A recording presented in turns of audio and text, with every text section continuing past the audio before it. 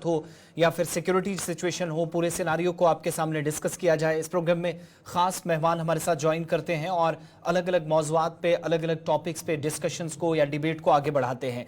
आज के प्रोग्राम में भी जम्मू कश्मीर से लेकर दारुल हुकूमत दिल्ली तक जरूर बात होगी। अलग अलग जगहों से आने वाली खबरें जरूर टॉप 5 में प्रोग्राम के आखिर में कोशिश रहेगी कि आपके सामने रखें, लेकिन आज हम शुरुआत जरा एक अलग मौजू से, एक अलग टॉपिक से करेंगे। आप सब जानते हैं कि जम्मू कश्मीर के अंदर सियासत इन दिनों खूब हुई है और जारी भी है। लोकसभा इलेक्शंस खत्म हो चुके हैं, सबकी नजरें हैं कि असेंबली इलेक्शंस क्या 30 सितंबर से पहले होंगे या नहीं। दूसरी तरफ सिक्योरिटी सिचुएशन को भी लगातार पूरे सिनारियों को देखा जा रहा है। इन सब के बीच अमरनाथ यात्रा शुरू होने जा रही है, कुछ बड़े इवेंट्स हैं, कुछ बड़े त्योहार गुजरे, कुछ आने वाले दिनों में हैं। तमाम तैयारियां चल रही हैं यूनियन टेरिटरी के दोनों प्रोविंसेस में, लेकिन कुछ ऐसे शोबे हैं जो शायद कहीं ना कहीं नजरअंदाज होते हैं या जिन पर डिस्कशन बहुत कम होता है। हुकूमती सतह पर या सरकार की तरफ से जो कोशिशें होती हैं ऐसे शोबों के लिए, ऐसे आप कह सकते हैं कि डिपार्टमेंट्स को लेकर जिनका काम काफी ज्यादा है, जिम्मेदारियां बड़ी हैं, उनका काम क्या वक्ती तौर पर पूरा हो पाता है या नहीं, इस ताल्लुक से बात करेंगे। और इन्हीं में से एक है सनत और तिजारत या इंडस्ट्रीज के हवाले से आज बात करेंगे इस खास प्रोग्राम में। और दो खास शख्सियात, खास मेहमान मेरे साथ ज्वाइन किए हुए हैं, थोड़ी देर में उनके पास चलेंगे। लेकिन आगाज चूंकि प्रोग्राम का मैंने कहा, सबसे पहले बात आज के दिन से यानी इस टॉपिक पर आपको चंद बड़ी बातें, हम क्यों इंडस्ट्रीज के इस टॉपिक को टच करने जा रहे हैं या क्यों इस पर बात करने जा रहे हैं, वो आपके सामने रखते चले। जम्मू कश्मीर के अंदर जो सरमायाकारी या जो इन्वेस्टमेंट हुई है उसमें कुछ बड़ी चीजें हैं जो आपके सामने रखना या आपको बताना बहुत जरूरी है। एक, आज के वक्त में यूनियन टेरिटरी के अंदर 451 micro, small and medium industrial units जो हैं वो सरकार की जानिब से एक आरटीआई का जवाब दिया गया, जिसमें बताया गया कि ये इस वक्त ओवरऑल सिचुएशन है जहां पर पूरी यूनियन टेरिटरी के एक प्रोविंस का खाका तैयार किया गया और जम्मू कश्मीर के अंदर रोजगार के मौके भी पैदा हुए। जी, ये जवाब आरटीआई के जरिए आया। इस आरटीआई में सरकार ये भी बताती है कि 5 सालों के अंदर 1358 करोड़ रुपए बाहर से आए, सरमायाकारी या जो इन्वेस्टमेंट हुई या बाहर से आने वाले लोग जिनने दिलचस्पी जम्मू कश्मीर के अंदर जाहिर की, कामकाज बढ़ा। और 5 वर्षों में जो लोग जम्मू कश्मीर में पैसा खर्च करने की नीयत से आए, इनमें 80 से ज्यादा लोग हैं जो बाहर से हैं, इन्वेस्टर्स हैं। इससे पहले मैं मेहमानों की राय इस पर लूं, जरा आपको थोड़ा और ब्रीफली समझाएंगे पॉइंट टू पॉइंट और ग्राफिक्स के जरिए आपको समझाने की कोशिश करेंगे कि असल में सिचुएशन क्या है। सरमायाकारी पर जो आरटीआई जवाब आया है कि 5 सालों में 1358 करोड़ रुपए की बैरूनी सरमायाकारी हुई, सरकार का जवाब है। आप ये भी मानकर चलिएगा कि 5 वर्षों की जो कारकर्दगी है उस पर भी एक तरह से जवाब है। 451 माइक्रो, स्मॉल एंड मीडियम सनती यूनिट्स कायम किए गए, जिनका जवाब आरटीआई के जरिए सरकारी सतह पर दिया गया। इसके अलावा सरकार के इस जवाब को अगर सही माना जाए तो बाहर से आने वाले लोगों में 83 लोग हैं जिन्होंने यूनिट्स जम्मू कश्मीर के अंदर बनाए, कायम किए। इसके अलावा इस आरटीआई में जवाब में यह भी कहा गया कि 53 सनती यूनिट्स, इंडस्ट्रियल यूनिट्स को भी या तो बंद किया गया या उनका मर्जर किया गया, उनको जम कर दिया गया, दूसरे यूनिट्स में मिलाकर काम उनका बढ़ाया गया। जम्मू प्रोविंस के 10 डिस्ट्रिक्ट्स में, 10 में से 5 डिस्ट्रिक्ट्स के अंदर 451 यूनिट्स कायम हुए। ये इस आरटीआई के जवाब में हम तक बात पहुंची है। जो डेटा दिया गया है, जो डेटा प्रोवाइड किया गया है 30 अगस्त 2019 से 1 अप्रैल 2024 तक का, जो आरटीआई के जरिए जवाब दिया गया, और इसमें सबसे ज्यादा कश्मीर के मुकाबले जम्मू के अंदर इस आरटीआई के जवाब के मुताबिक सबसे ज्यादा, और ये सारी की सारी जो इन्वेस्टमेंट हुई है सरकार के मुताबिक, कंसर्न अथॉरिटीज के मुताबिक जम्मू प्रोविंस के अंदर आर्टिकल 370 की एब्रोगेशन के बाद हुई है। इस डेटा से यह भी पता चला है कि जो इकाइयां हैं, जो यूनिट्स हैं, इनकी तरफ से कुल इन्वेस्टमेंट 1358 करोड़ रुपए हुई है, जो 5 डिस्ट्रिक्ट्स में आपको बताया। और ओवरऑल दोनों प्रोविंसेस में 5733 करोड़ रुपए की सरमायाकारी, जो पिछले महीने तक की रिपोर्ट से वो बताती हुई हैं। और इस रिपोर्ट के जरिए जो आरटीआई में जवाब आया उसके जरिए भी बताया गया, ओवरऑल ये जो सिचुएशन है, ये वो आंकड़े हैं जो जम्मू कश्मीर के अंदर कितना पैसा खर्च करने के लिए बाहर से लोग आए, यूनिट्स कायम करने के लिए आए। और जम्मू कश्मीर के अंदर जो पिछले 5 सालों में कहा गया कि 30 अगस्त 2019 से 1 अप्रैल 2024 तक जो इन्वेस्टमेंट हुई उससे कितनी बड़ी तब्दीली हुई, कितने लोगों को रोजगार मिला, उसके जवाब में सरकार बताती है कि अब तक 30,000 से ज्यादा रोजगार पैदा हुए हैं। अब में कितने लोगों को मौका मिला वो दूसरी बात, इस पर आगे चलकर जरूर और बात करेंगे।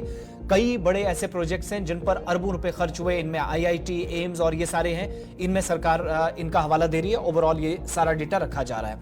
अब जम्मू कश्मीर के, पर्टिकुलरली जम्मू प्रोविंस की जब बात हो रही है तो कश्मीर से भी इस पर रिएक्शन लेने की कोशिश करेंगे, एक एक करके आपको बताएंगे कि ओवरऑल ये जो सिनारियो है ये हुकूमती सतह पर बताया जाता है, लेकिन कुल मिलाकर इस वक्त की जो सिचुएशन है उससे बदलाव यकीनी तौर पर कितना हुआ है, कुल मिलाकर बदलाव यकीनी तौर पर कितना हुआ, इस ताल्लुक से भी जरा बात करेंगे और आप ये जानने की कोशिश करेंगे कि जो सरकार कहती है उनका हकीकत से क्या लेना देना, और जो ऑलरेडी यहां पर यूनिट्स चल रहे थे उनका क्या, कुछ जो बंद हुए, कुछ मर्ज करने की बात कही जा रही है, उससे जो उतार चढ़ाव हमने देखा है वो किस तरीके से वो तमाम लोग देखते हैं जो इस सन्नत के साथ जुड़े हुए हैं। मजीद इस पर बात करेंगे। दो खास मेहमान हमारे साथ इस वक्त प्रोग्राम में ज्वाइन किए हैं। हमारे साथ इस वक्त आशिक हुसैन साहब हैं, सीनियर वाइस प्रेसिडेंट है Kashmir chamber of commerce and industries के, वादी कश्मीर से हमें ज्वाइन किए हैं। थैंक यू सो मच आशिक साहब एंड वेलकम प्रोग्राम 5 के पंच में। हमारे साथ जम्मू स्टूडियो में ललित महाजन साहब हैं, सदर हैं, जो कि जम्मू प्रोविंस के अंदर जब सरमायाकारी की बात होती है तो वक्तन फक्तन उन्होंने आवाज़ भी बुलंद की है और बड़ी ब्राह्मणा इंडस्ट्रीज एसोसिएशन को मुसलसल रिप्रेजेंट करते रहे, और जब जब सरमायाकारों को या इंडस्ट्रीज से जुड़े हुए लोगों को मुश्किलात दरपेश आई हैं तब इन्होंने खुलकर इस पर बात भी की है।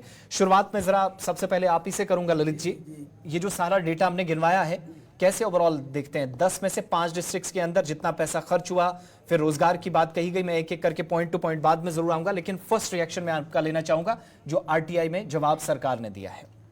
ऐसा सर कि एक तो जो आरटीआई में जो जवाब दिया है 1353 करोड़ जो भी इन्वेस्टमेंट आई है जम्मू डिस्ट्रिक्ट में, अब इसमें थोड़ा सा मैं इसमें कहना चाहता हूँ कि जम्मू डिस्ट्रिक्ट से लिख रहे हैं, कठुआ अगर कठुआ में तो काफ़ी इन्वेस्टमेंट आई है। अभी जो टोटल इन्वेस्टमेंट जो आप कह रहे हैं 5,733 करोड़ आप कह रहे हैं ना अभी, उसमें वो तो ओवरऑल स्टेट में आई है।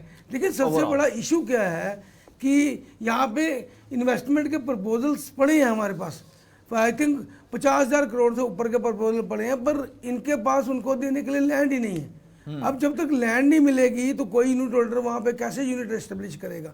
इनकी सिर्फ भागतली इंडस्ट्रियल एरिया में इन्होंने लैंड दिया है, वो भी किसको दिया है? वो है लार्ज स्केल यूनिट्स को, वहाँ पे जिनको 200 कनाल से ऊपर की लैंड की जरूरत है। तो उस एरिया में क्या माइक्रो स्मॉल स्केल और मीडियम स्केल के लिए जो है लैंड की अवेलेबिलिटी नहीं है। सिर्फ वो भागतली को छोड़ के आप देखिए जम्मू डिस्ट्रिक्ट में भी, सांबा डिस्ट्रिक्ट में भी, कठुआ डिस्ट्रिक्ट में भी, और भी इनके पास कोई इंडस्ट्री के लिए लैंड ही नहीं है जो है। तो ये एक बहुत बड़ा ये बॉटलनेक है, क्योंकि जब तक लैंड नहीं मिलेगी जो हमारा आउटसाइड का इन्वेस्टर है या लोकल इन्वेस्टर है वो यहाँ पे अपनी यूनिट को पोर्टल पर रजिस्टर नहीं कर पाएगा। जो सेंटर का पोर्टल है 28,400 करोड़ का पोर्टल है, ये पोर्टल जो आया था, ये जो पैकेज आया था ना, इस पैकेज को आप देखिए कि इससे अच्छा पैकेज जो है हमारी स्टेट को जो है मिला है, ये पूरी कंट्री में किसको नहीं मिला। इसके लिए हम अपने honourable prime minister Shri Modi ji हैं या ऑनरेबल अमित शाह जी हैं, हमारे गवर्नर साहब हैं, पर ग्राउंड लेवल पे जो काम होना था इंडस्ट्रियल नॉर्मल कोर्सेज में क्या होता है कि जब पहले इंडस्ट्रियल स्टेट डेवलप की जाती है उसके बाद इन्वेस्टर को बुलाया जाता है। तो ये जो डिस्ट्रिक्ट वाइज है, जो मेरे पास डेटा है इस आरटीआई के अकॉर्डिंगली 46 नए यूनिट्स हैं अलग अलग डिस्ट्रिक्ट्स में यूटी के अंदर, और 21,389 21,389 कनाल जमीन जो है वो इंडस्ट्रियल इन यूनिट्स के लिए दे दी गई है, जिसकी आइडेंटिफिकेशन हुई है। तो ये जो बाकी आप बता रहे हैं डिस्ट्रिक्ट वाइज जो कि 136 बता रहे हैं कठुआ के अंदर भी स्टैब्लिश हुए, इनमें ज्यादातर अब मसला क्या है कि यूनिट्स के लिए जमीन फराहम करना वो एक बड़ा मसला, वो सबसे बड़ा मसला है जी। एक्चुअली क्या है कि पोर्टल में रजिस्ट्रेशन ही नहीं हो सकती जब आपको जमीन नहीं, जब तक आपके लीज डीड ना हो। प्राइवेट लैंड में जो लगा रहे हैं लोग, उनको इतनी प्रॉब्लम आ रही है, उनको CLU नहीं मिल रहे, उनको चेंज ऑफ लैंड यूज जो एग्रीकल्चर से मिल रहा है वो इंडस्ट्री लगा के वो नहीं मिल रहा। अच्छा, उसमें एक इशू और क्या आ गया कि अगर जिसने चेंज ऑफ लैंड यूज करा के इंडस्ट्री को दे दिया उसमें टाइम बाउंड मैनर में, उसके बाद उसे रिन्यू करना है, तो रेवेन्यू वाले ने उसके ऊपर क्या है कि CLU के 5% चार्जेस लगा रखे हैं और जो 7.5% रजिस्ट्रेशन लग जाती है। अब देखिए ना 12.5% लैंड की कॉस्ट में लग गया, मेरे जो गवर्नमेंट का इंडस्ट्रियल स्टेट डेवलप है जहाँ ये लैंड दे रहे हैं वहाँ पे कोई CLU कोई चार्जेस नहीं है, उनको इवन स्टैम्प ड्यूटी भी नहीं देनी पड़ती। तो प्राइवेट लैंड देखिए लोगों के पास ऑप्शन कोई नहीं है। अब जब पर उसमें क्या हो गया कि प्राइवेट लैंड में इंडस्ट्री लगाने के लिए सबसे बड़ा चैलेंज है कि उस एरिया में पावर की क्या पोजीशन है, उसमें पोल्यूशन वालों की क्या पोजीशन है। तो क्योंकि लोग तो प्रेफर करते हैं कि सारी लैंड जो हमको इंडस्ट्रियल एरिया में ही मिले। ठीक है, मैं आपके साथ कंटिन्यू करूंगा। जरा आशिक साहब के पास भी चलते हैं टनल के उस पार की सूरत हाल जानने के लिए। आशिक साहब, बहुत शुक्रिया वक्त देने के लिए। सरकार बता रही है कि 5 वर्षों में यकसर तब्दीली हुई और उनमें कश्मीर प्रोविंस के अंदर भी जम्मू के मुकाबले अगरचे सरमायाकारी कम हुई है, लेकिन एक साजगार माहौल तमाम सरमायाकारों को, इंडस्ट्री से जुड़े हुए लोगों को फराहम किया गया है। अगर माहौल अच्छा है, सब कुछ ठीक है, छोटे यूनिट्स हो, बड़े यूनिट्स हो, जो ऑलरेडी यूनिट्स चल रहे थे, ओवरऑल इन 5 वर्षों में क्या पोजीशन है आज जब 2024 के वस्त में हम बात कर रहे हैं, पर्टिकुलरली इंडस्ट्रीज की कश्मीर प्रोविंस के अंदर? देखिए, हमारे पास इस टाइम सबसे बड़ा चैलेंज है इंडस्ट्रीज के लिए, जो नई इंडस्ट्रीज यहाँ पे इन्वेस्टमेंट के लिए, वो हमारा इंफ्रास्ट्रक्चर चैलेंजेस हैं। आज के डेट में जो इंफ्रास्ट्रक्चर चैलेंज है, हमारे पास डेवलप्ड एस्टेट जो होते हैं वो हमें मिलते ही नहीं है जी। उसमें कम से कम हमारा जो आज के डेट में अगर हमारे पास पावर कनेक्टिविटी हो जाती, road connectivity, internal roads connectivity हो जाती, नेटवर्किंग प्रॉपर हो जाती, तो उसके बाद यहाँ पे इन्वेस्टमेंट, जो बाहर की इन्वेस्टमेंट आ जाती, वो कोई बड़ी मुश्किल बात नहीं थी जी। तो यहाँ लोकल एंटरप्रेन्योर्स जो हैं, जो यहाँ के भी स्टार्टअप्स भी हैं, यहाँ पे आज के डेट में आपको 3 साल में टोटल आपका डेट ऑफ ऑपरेशन आपके शुरू हो जाता है विद इन 3 years टाइम, जबकि आपको अनडेवलप्ड एस्टेट्स प्रोवाइड किए जाते हैं। हमने गवर्नमेंट से भी यही रिक्वेस्ट की थी कि पहले जो यहाँ के इंफ्रास्ट्रक्चर है, जो हमारा सबसे बड़ा चैलेंज है, उसको एड्रेस किया जाए। और हमारी ये सबसे बड़ी डिमांड थी कि जो ये 3 साल का जो हमें वक्फा टाइम दिया जाता है for operations, date of operations के लिए, उसको फ्रॉम 3 years to 5 years किया जाए, जिसमें हमने गवर्नमेंट से भी एश्योरेंस ली है। रिसेंटली हमें गवर्नमेंट से भी एश्योरेंस ली है, लेकिन अभी तक उसकी अनाउंसमेंट नहीं हो रहे हैं। बाकी जो फिगर्स हमने गवर्नमेंट से भी, फॉरेन बाहर से की जो इन्वेस्टमेंट हमने जो वो काफ़ी एनकरेजिंग है, लेकिन यही देखना है, हमें टाइम ही बताएगा कि उसमें कहाँ तक हम कितनी देर में कामयाब हो सकते हैं। क्योंकि हमारा जो आजकल जो इंडस्ट्री पॉलिसी है, उसमें काफ़ी कॉन्फ्लिक्ट है। जो हमारी एग्जिस्टिंग यूनिट्स हैं, जो हमारी नई इंडस्ट्री पॉलिसी है, उसमें हम काफ़ी चैलेंजेस फेस कर रहे हैं।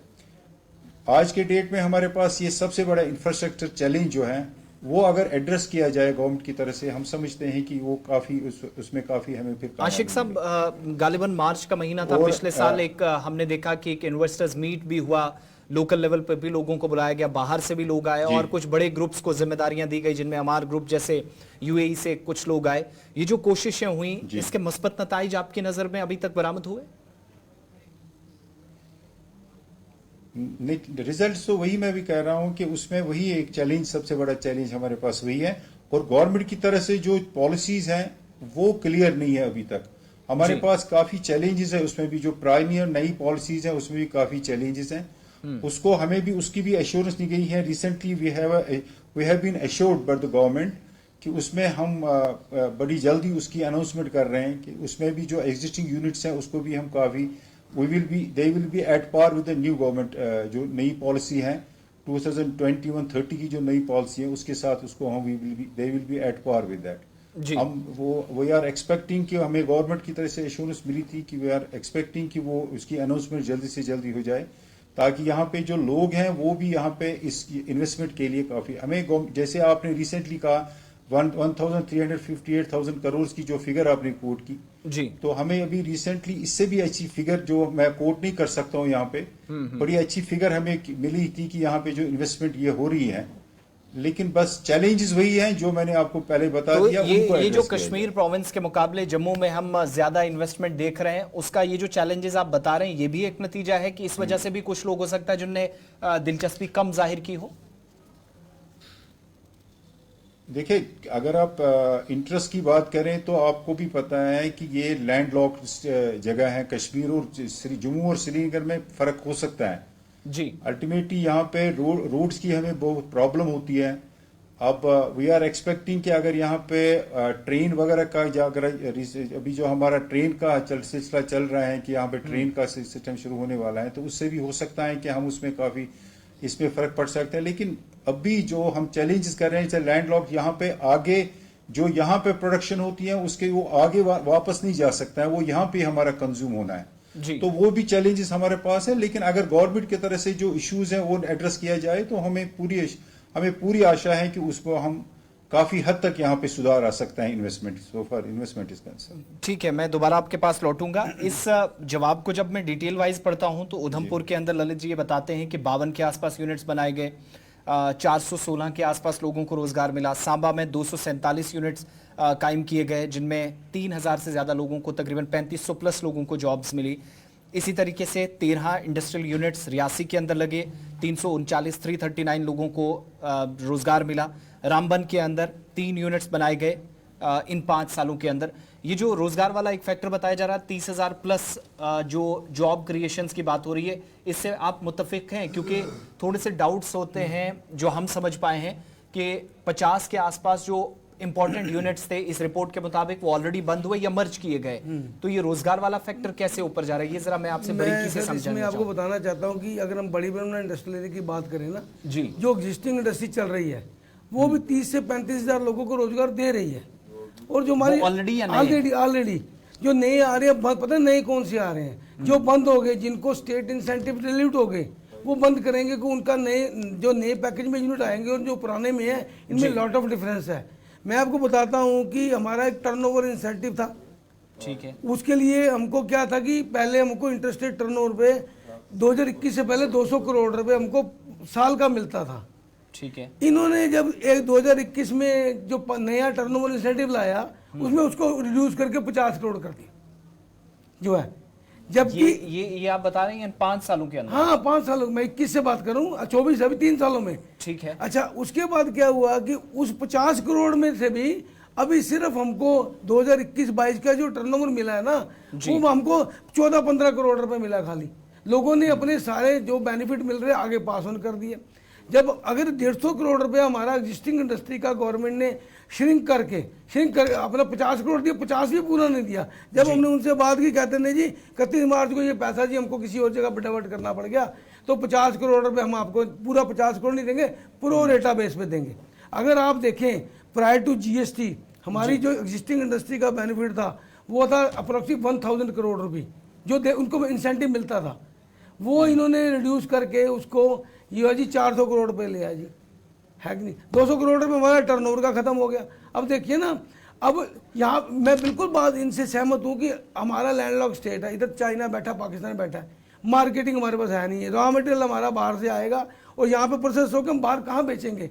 नए यूनिट को जीएसटी में 18% की रीइंबर्समेंट है, पूरे की ग्रॉस पे हमारे को 9% की रीइंबर्समेंट है। अच्छा, वो पैसा भी टाइम पे नहीं मिलता। बड़ी कोशिश कर करके आप यहाँ से लगाइए साहब कि 2021-22 का टर्नओवर इंसेंटिव हमको अब मिला आके 22-23 भी चला गया, 23-24 भी आ गया जो है। तो इस तरह के एग्जिस्टिंग इंडस्ट्री में क्या हो रहा है, तो काफ़ी चीज़ें आप कह रहे हैं ना, 50 यूनिट बंद हो गए, मर्ज हो गए, ये सारे यूनिट वही हैं जिनके इंसेंटिव डिल्यूट हो गए, वो क्या करेंगे, बंद करेंगे।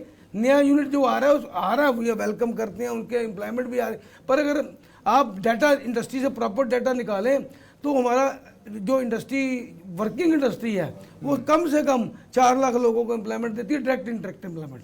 ठीक है, लेकिन मैं जम्मू का डेटा देख रहा था जिस पर इनकी तरफ से जवाब नहीं दिया गया।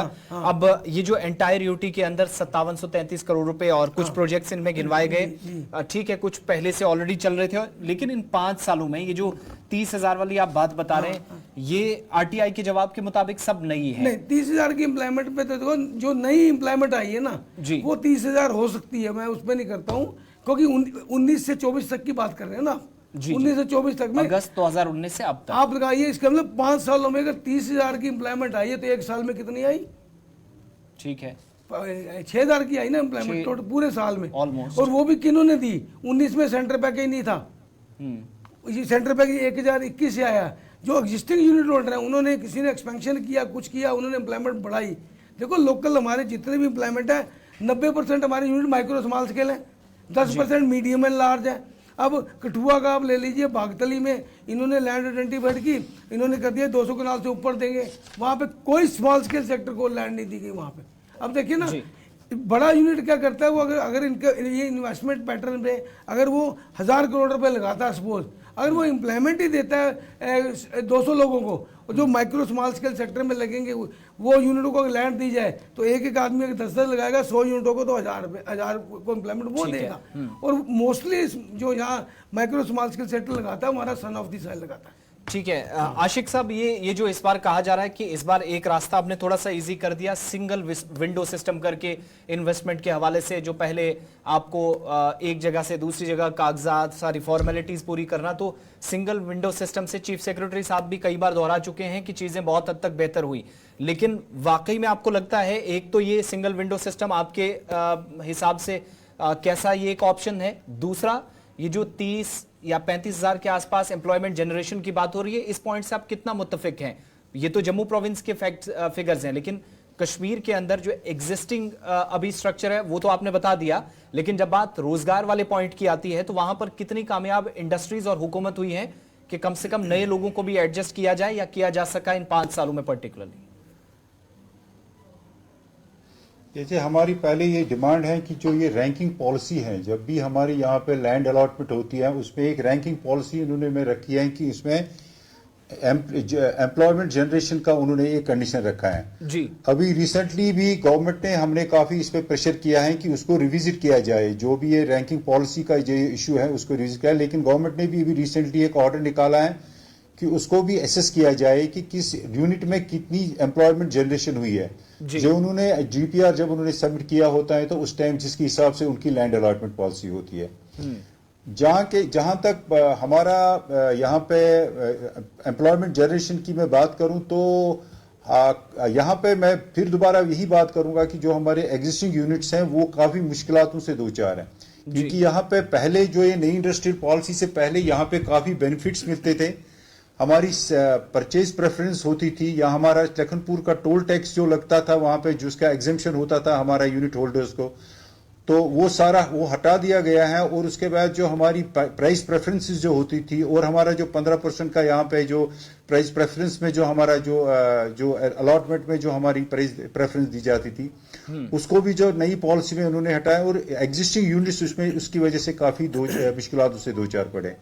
हमारा यही मानना है कि जब तक यहाँ पे जो एग्जिस्टिंग यूनिट्स हैं जब तक उनके हैंड होल्डिंग सपोर्ट गवर्नमेंट की तरफ से न मिला जाए तो उनका रिवाइवल काफी मुश्किल है। हाँ, यहाँ पे एम्प्लॉयमेंट जनरेशन की मैं बात करूं तो यहाँ पे एक ही सेक्टर इस टाइम है, दैट इज हॉर्टिकल्चर सेक्टर में। सीए स्टोर्स की मैं बात करूं वहां से एम्प्लॉयमेंट जनरेशन हो रही है, जो मेरे हिसाब से 25 से 3,000 के 30-20 उनकी एम्प्लॉयमेंट जनरेशन हो रही है आज के डेट में जी। बाकी जो एग्जिस्टिंग यूनिट्स हैं, एग्जिस्टिंग यूनिट्स की मैं दोबारा वही बात करूं, वो काफी मुश्किलों से दो चार हैं, वो पीछे ही जा रहे हैं, आगे उसमें कोई इंप्रूवमेंट नहीं नजर आ रहा। अच्छा, इसके मुतालिक ये भी होता था कि कभी कभार अगर इंडस्ट्रीज या कोई भी शोबा नुकसान उठाता था तो स्पेशल इंसेंटिव, ललित जी जो बात कर रहे थे, वो जो खुसूसी मुराद वाली हम बात करते थे, तो एक सरकार की तरफ से रहता था कि थोड़ी सी मदद हो जाए। मुश्किल वक्त इंडस्ट्रीज का निकाला गया, कई बार बड़ा टफ टाइम था। आज के वक्त में वो जो किसी तरह का कोई पैसा या किसी तरीके से कोई मुराद, इंसेंटिव, अगर कहीं पर नुकसान हुआ वो मिलता है या नहीं, या फिर अपने आप पे ही दारोमदार सारी चीजें हैं? नहीं, आज के डेट में तो हमें नहीं लगता है कि कोई सपोर्ट गवर्नमेंट की तरफ से निकले। नो, हाँ, यहाँ पे जो कोविड के पीरियड में हमारा जो हॉर्टिकल्चर सेक्टर में जो मार्केटिंग सपोर्ट मिला था वो 2 साल के लिए मिला था, लेकिन आज के डेट में गवर्नमेंट की तरफ से ऐसा कोई सपोर्ट, कोई इंसेंटिव, एक्स्ट्रा इंसेंटिव नहीं मिल रहा है जी। तो ललित जी, प्रोडक्शन रेट आजकल के वक्त में क्या है? ठीक है, जहां प्रोडक्टिविटी की बात हो रही है, ये तो वो बातें हो गई जो सरकार अपनी तरफ से बता रही है, लेकिन एम्प्लॉयमेंट जनरेशन के अलावा फोकस इस बात पे रहेगा कि कल तक अगर एक जगह से रिजल्ट 10% आ रहे थे तो वो इन 5 सालों में 15, 20, 30% थोड़ा बहुत ऊपर गया है या नहीं? नहीं, देखिए प्रोडक्शन में ऐसे जब नया यूनिट लगे तो प्रोडक्शन तो होगा, और पुराने वाले भी जो चल रहे हैं ना, वो देखो जिनका तो लोकल मेटेरियल जो इनका बिक जाता है विद इन द स्टेट, वो तो कंफर्टेबल है, उनको कोई इशू नहीं है। पर उनको सबसे बड़ी मार क्या पड़ी कि जैसे इन्होंने बोला कि टोल टैक्स का एग्जम्पशन खत्म कर, जो इंडस्ट्री को था 200 करोड़ रुपए का एग्जम्पशन था, वो एक एज था हमारा बाहर के लोगों के साथ। अब टोल टैक्स लखनपुर जाने से क्या हुआ, वो यहाँ आके मटेरियल बेच जाते हैं, हम लोगों की सेल सारी खत्म होगी। परचेज प्राइस प्रेफरेंस की बात की गई, उसमें क्या किया कि वो भी ऑलमोस्ट जीरो कर दिया गया हुआ। प्रेफरेंस परचेज तो प्राइस तो देते नहीं, परचेज भी नहीं देते। जैम पोर्टल को इंट्रोड्यूस कर दिया गया जी। जैम पोर्टल में क्या कि उसमें टर्नओवर क्लास लगा दी, बल्कि मल्टीपल प्रॉब्लम कर दी गई। जो हमारे इंसेंटिव 1000 करोड़ होते थे वो 400 450 करोड़ पे लाए। तो बड़ी ब्राह्मणा, कठुआ, ये जो बाकी 4-5 डिस्ट्रिक्ट्स हैं, सबसे ज्यादा सांबा भी इनमें इन्वॉल्व है जहां पर काम होता है।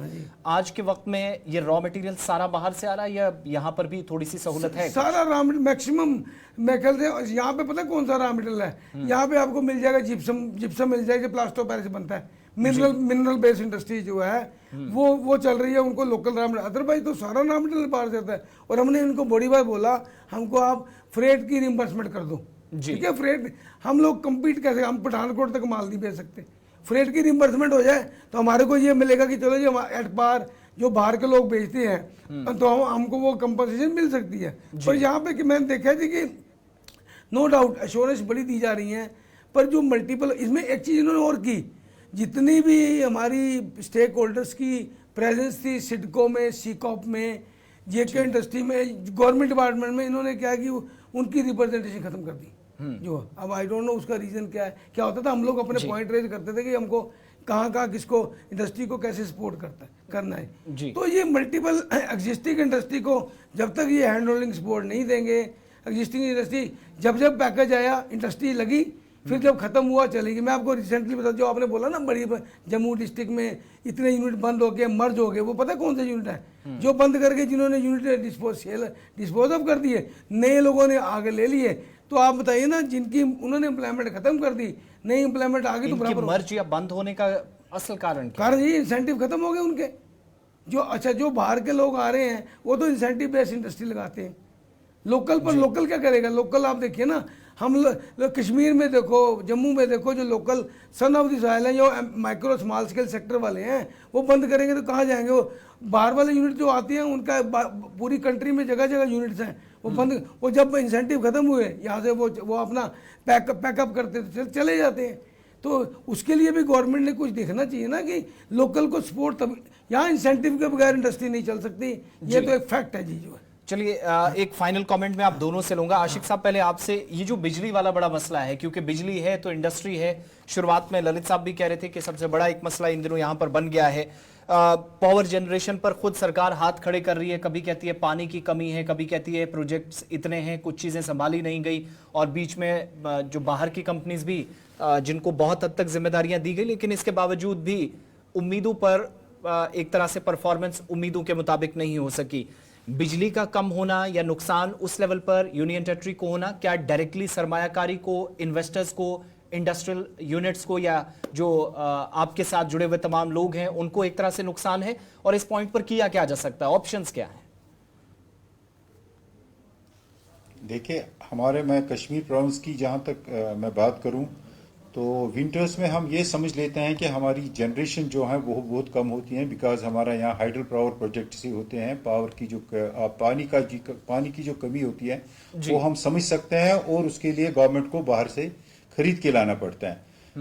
पहली बात यह है कि जो भी इंडस्ट्री है, भले आप इसको मैन्युफैक्चरिंग साइड आप ले लीजिए, आप इसको हॉस्पिटलिटी सेक्टर ले लीजिए, आप इसका लोकल ट्रेड ले लीजिए, जो भी कमर्शियल एक्टिविटीज होती है वो बिना पावर के आपको चल नहीं सकते हैं। आज के डेट में हम काफी इन चीजों से, आजकल आपको पता है यहाँ पे टूरिस्ट सीजन चल रहा है, टूरिज्म में हमें काफी दिक्कतें हो रही हैं कि जो मेन हब है यहाँ टूरिस्ट का, वहां पे आपको लोड शेडिंग मिल रही है आज के डेट में भी। अब जबकि जून का महीना, जब कम ये वी फेल टू अंडरस्टैंड कि आज के डेट में हमारी जनरेशन प्रॉपर है, पानी का फ्लो प्रॉपर है, पावर इसमें जनरेशन पूरी 100% दे रही है, लेकिन फिर भी लोड शेडिंग क्यों हो रहे हैं, हम इस चीज को समझ नहीं सकते। हम ये गवर्नमेंट से इस चीज का पुरजोर इसके मुताबिक करते हैं कि इस चीज को हो, जो आजकल की जो लोड शेडिंग है उसको विड्रा जाए। और नंबर 2, हमने जैसे यहाँ पे डोमेस्टिक की एमनेस्टी प्रोवाइड की थी, हम यही उसी पैटर्न पे गवर्नमेंट से हमने रिक्वेस्ट किए हैं कि वो जो उसमें भी हमें पूरी एश्योरेंस मिली है कि that formal orders will come very soon. तो हम चाहते हैं कि कमर्शियल एमनेस्टी भी उसकी अनाउंसमेंट की जाए, पावर जनरल एमनेस्टी। जी ललित साहब, एक फाइनल कमेंट। पावर का जो मसला है, जी कंप्लीट कर लीजिए।